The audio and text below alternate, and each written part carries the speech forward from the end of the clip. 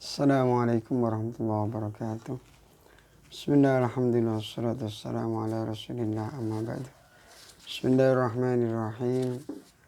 Nawaitu ta'alluma wa ta'lim wa naf'a wal intifa' wal dhakirata wa tadhkira wal ifadata wal istifadah wal hasa ala tamasuki bi kitabillah wa sunnati rasulillah sallallahu alaihi wasallam wa du'a ila al-huda wa dalala ala al-khair bi wajhillah wa mardatihi wa qurbihi wa thawabi amin. Bismillahirrahmanirrahim. Qala Sayyidi Abdul Wahab Asy-Sya'rani rahimahullahu ta'ala wa nafa'ana bihi wa bi'ulumihi wa ulumi sa'iris salihin fid darain amin. Fi kitabihi al-minah as-saniyah ala al-wasiyah al-madbuliyah ila anqal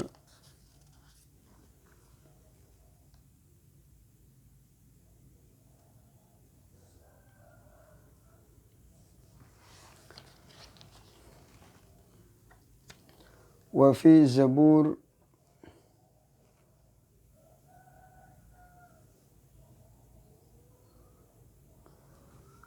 dan ikut tetap ing dalam kitab Zabur. Wa fi Zaburi Sayyidi wa fi Zaburi As-Sayyid dan ikut tetap ing dalam Zabure Tuan Dawud rupane Nabi Dawud alaihissalam utawi wonten dawuh ngeten. Ya Dawud Dawud hadir meten ana sapa sira hadarul maut hadir meten ana sapa sira wa andir lan tegese meten ana sapa sira takut-takutilah qaumaka ing kaum sira an aklis syahwati saking mangan krono pira-pira syahwat kepinginan. Jadi Nabi Dawud niku diutus oleh Allah Subhanahu wa taala disuruh untuk menakut-nakuti umatnya dari makan yang karena syahwat, karena keinginan. Jadi makan ini mestinya hanya untuk sekedar biar kuat ibadah, bukan untuk bersenang-senang. Bukan untuk kenikmatan-kenikmatan yang berlebihan. Kalau sudah kenyang, sudah bisa untuk ibadah, ya udah. Jangan terlalu kenyang, pokoknya sudah makan, bisa untuk ibadah, udah selesai. Kenapa demikian? Fa inna quluba ahli syahwati mongko sak temene pira-pira atine ahli syahwat, ahline pira-pira kang nuruti keinginan, karep dituruti, punya keinginan dituruti, punya keinginan dituruti. Ini dia akan terus terpancing untuk menuruti ketagihan untuk menuruti keinginan-keinginan tersebut, sehingga kurang memperhatikan keinginan Allah, kehendak Allah, perintah Allah Subhanahu wa taala. Karena sesungguhnya hati-hati atau beberapa hati ahli syahwat, orang-orang yang menuruti nafsu-nafsu, kesenangan-kesenangan mereka, mahjubatun iku ditutupi ani saking ingsun Allah. Orang-orang yang sering melakukan hal-hal yang sesuai dengan keinginan-keinginan nafsunya, hatinya akan terhalang dari Allah Subhanahu wa taala karena terbiasa menuruti kehendak selain Allah. Sehingga sedikit demi sedikit mulai malas atau tidak ada keinginan untuk menyenangkan atau menuruti perintah Allah Subhanahu wa taala. Jadi mestinya kita berusaha belajar untuk menanggalkan keinginan kita, nafsu kita, demi menuruti perintah-perintah Allah. Seperti waktunya nyantai-nyantai dengar adzan, kita tinggalkan tempat santai kita. Kita datangi tempat wudhu, kita berwudu, kita melakukan sholat berjamaah, kita dahului dengan qobliyah, lalu kita sudahi dengan sholat itu dengan zikir-zikir, kemudian sholat ba'diyah. Ketika di masjid kita nikmati sambil beriktikaf dan seterusnya. Karena hari demi hari, waktu demi waktu kita harus semakin mendekatkan diri kepada Allah SWT. Jangan sampai semakin tua, semakin dekat dengan kematian, tapi semakin jauh dari Allah SWT. Wa kama anna akla syahwati, lan koyok sak temene mangan krono piro-piro kepinginan. Karena sesungguhnya makan-makan yang didasari oleh rasa syahwat, keinginan-keinginan,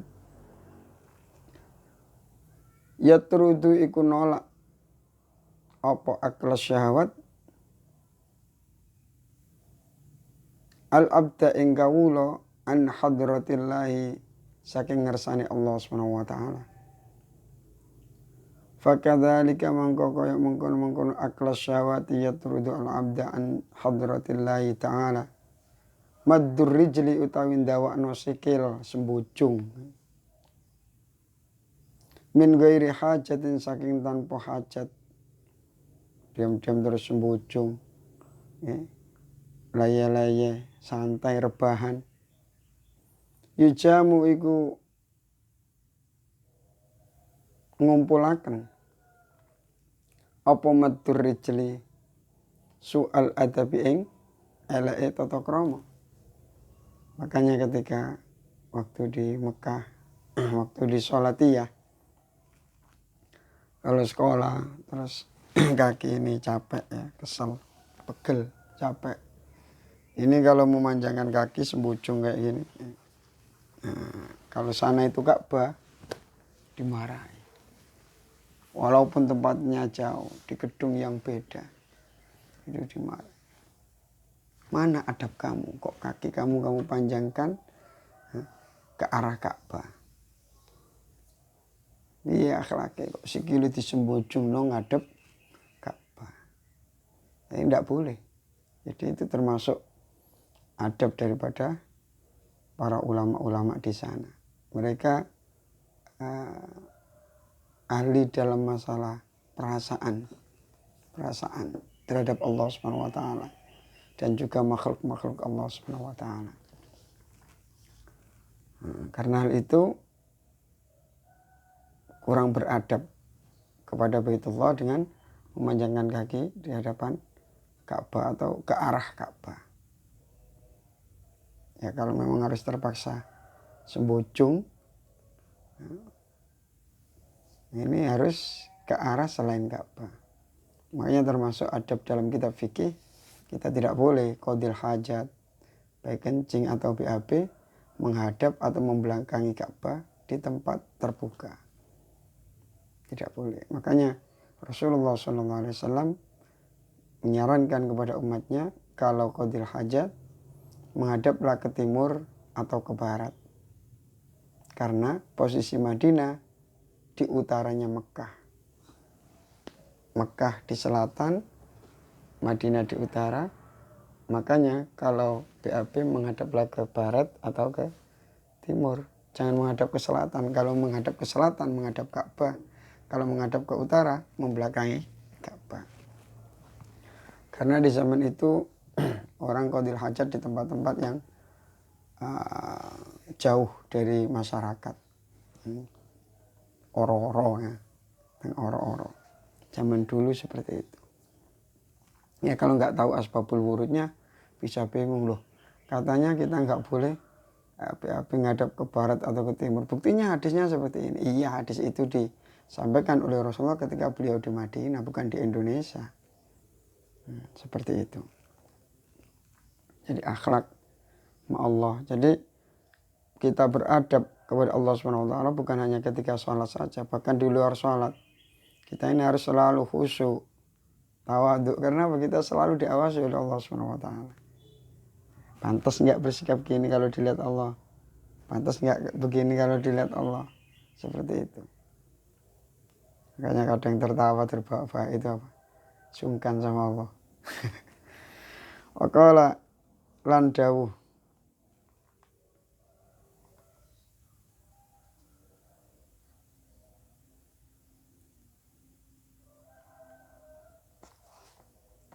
Aidon halimane waqala lan dawuh sapa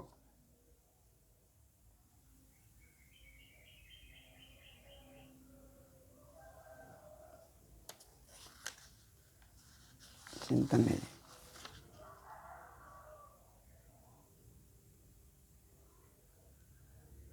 Ali Al-Khawas. Aidon halimane waqala lan dawuh sapa qail Aidon halimane la yablughu ora tumeka tidak akan sampai sapa al muridu murid wong sing ngarepaken ide marang Allah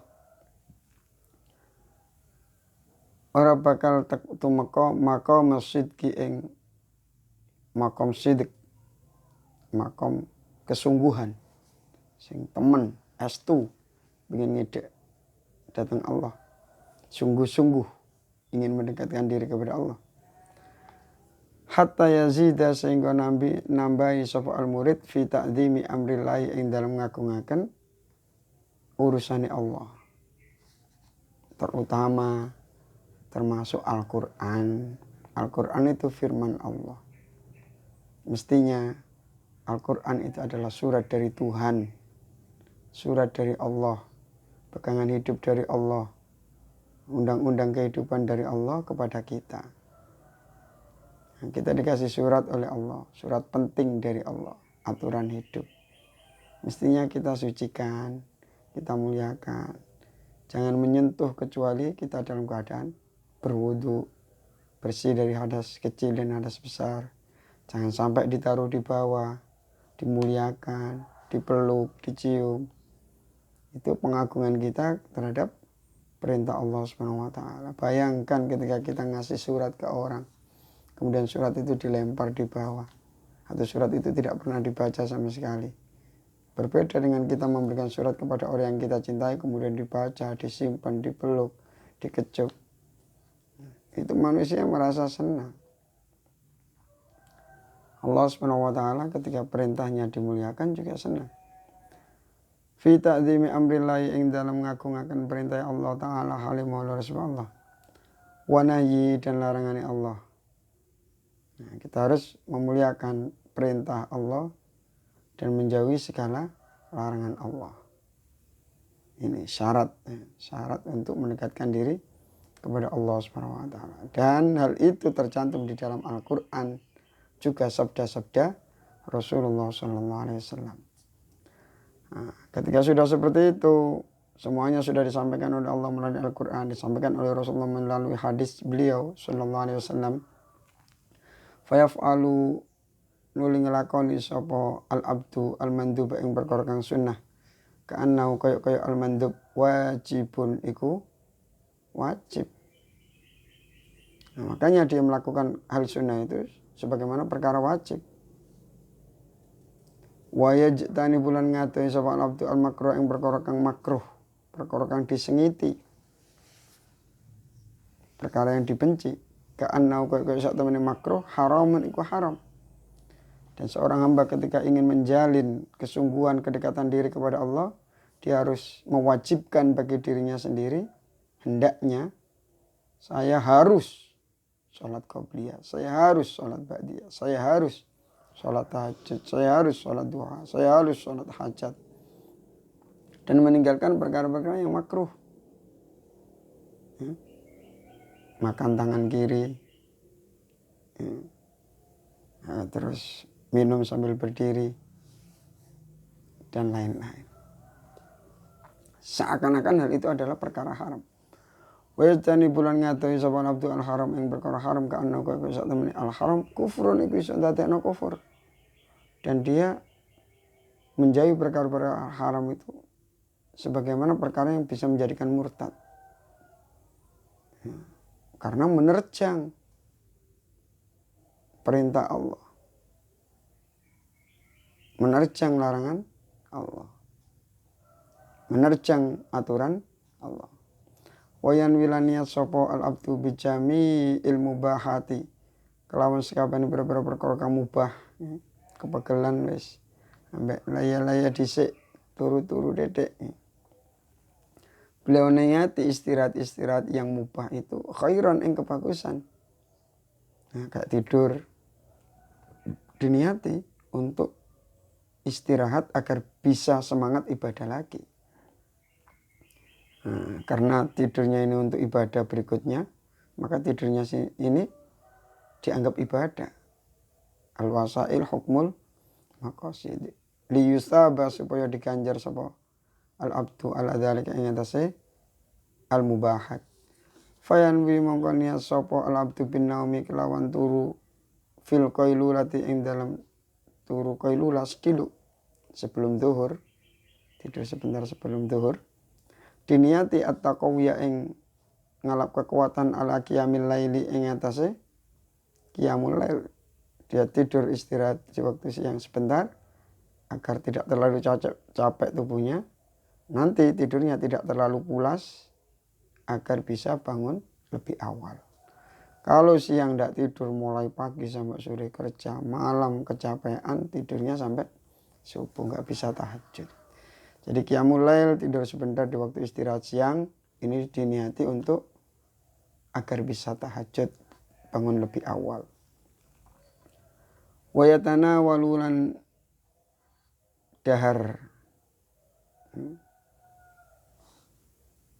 merkulih atau mangan atau dahar sapa alabtu ba'da syahwati ing sebagian beberapa perkara kang dikarepaken diingini disyahwati limudawati nafsi krono niat nambani nafsune al-abdu. Ya sesekali tubuh ini disenangkan dengan makan makanan yang nikmat, minuman yang nikmat agar nafsunya tidak berontak. Ya sekedar gitu aja. Idza nafarat ing dalem nalikane melayu sapa nafsu minal ibadati saking ibadah bil kulliyati kelawan sekabehane. Ketika sudah capek, letih, malas, ya udah jalan-jalan dulu. Ya udah beli es jus dulu. Nah, makanya anak-anak pondok itu dulu kadang kalau udah punya uang makan ke warung-warung terdekat dari pondok itu. Ayam goreng atau apa gitu. Masya Allah. Terus setelah itu genjot lagi, ngapain lagi, ibadah lagi, ngaji lagi, sak kapoke sampai gak kapok-kapok. Fa inna lisana halin nafsi mongko sak temene lisane keadaan nafsu. Jadi kondisi keadaan nafsu ini menunjukkan, mengungkapkan yaqulu iku ngucap apa lisan wa halin nafsi. Seakan-akan nafsu kita berkata seperti ini. Li sahibi maring wong kang duweni nafsu kepada diri kita. Kun ono sapa sira mai iku ing dalam sarta ingsun. Turuti aku turuti. Fi ba'di awradi ing dalam sebagian pira-pira tujuan ingsun. Wa illa lamun ora kaunuka mai sorok tu mongko bakal banting sapa ingsun ka ing sira.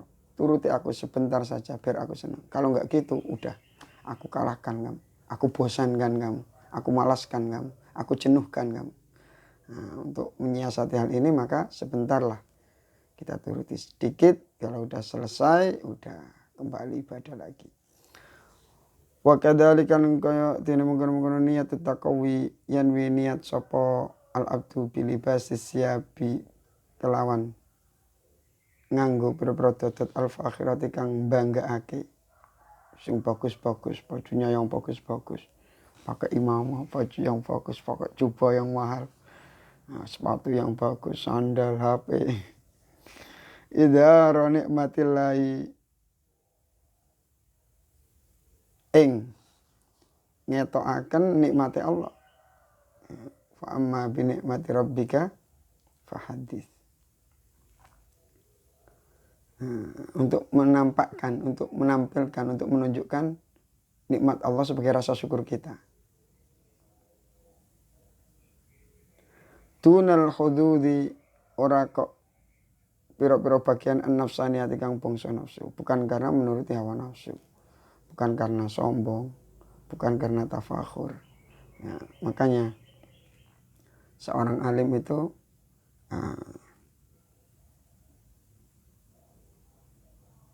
baiknya memakai baju-baju yang bagus, yang itu untuk apa, memuliakan ilmunya.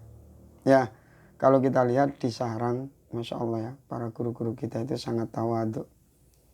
Bahkan beliau-beliau terkadang duduk-duduk di depan kamarnya anak-anak, pakainya biasa, kopiahnya juga kopiah putih gitu saja, nggak pakai serban, nggak pakai imam. Penampilan beliau itu seperti orang-orang biasa, masya Allah. Itu tawaduknya guru-guru kita. Mudah-mudahan kita bisa meneladani beliau-beliau. Bahim, ya, Bamun kalau di dalam itu masya Allah sangat sederhana sekali. Tapi dalam keadaan apa? Acara-acara resmi harus pakai pakaian yang bagus agar ilmu kita ini tidak diremehkan. Bukan karena untuk sombong, tapi untuk memuliakan ilmu yang dititipkan oleh Allah kepada kita, kepada alim. Wa kadzalika lan kaya dene mengkono-mengkono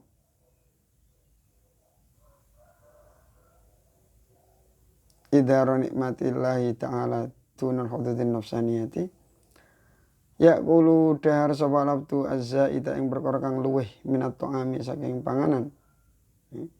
Makan es campur, minum ya kalau es campur ya, makan apa ya, mie ayam, makan apa itu ya,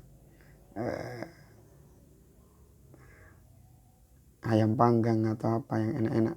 Wal baritalan ing perkara kang adem al hulwa kang manis minas syarabi saking omben-ombenan, es campur, es jus ya, es degan dan lain sebagainya, li ajlis tijabati a'dha'ihi, krana arahe nyembadani pira-pira anggotae al-abdu liyaskura supaya syukur sapa al-abdu Allah ing Allah taala halimah sapa Allah bi azmin kelawan temenan.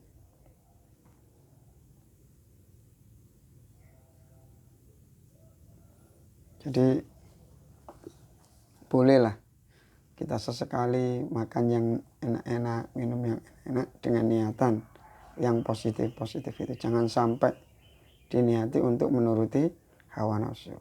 Nanti kita ketagihan karena didorong oleh nafsu kita, sehingga hidup kita hanya sekedar untuk menuruti nafsu-nafsu kita, diperbudak oleh nafsu kita, dan kita mengesampingkan kehendak Allah, kesukaan Allah, dan kita semakin